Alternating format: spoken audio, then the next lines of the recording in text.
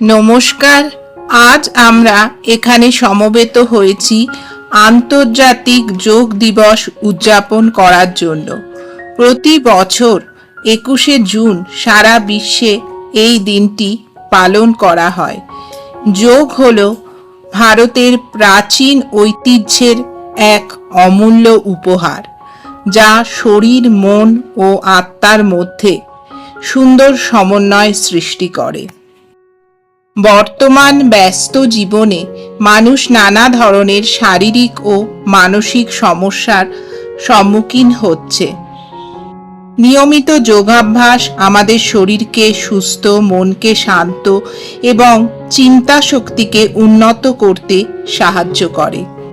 যোগের মাধ্যমে আমরা একাগ্রতা বৃদ্ধি করতে পারি, মানসিক চাপ কমাতে পারি এবং সুস্থ জীবন যাপন করতে পারি।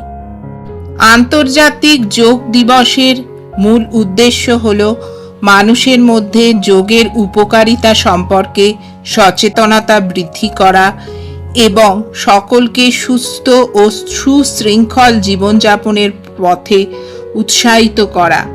বয়স নির্বিশেষে প্রত্যেকেই যোগাভ্যাস করতে পারে এবং এর সুফল পেতে পারে।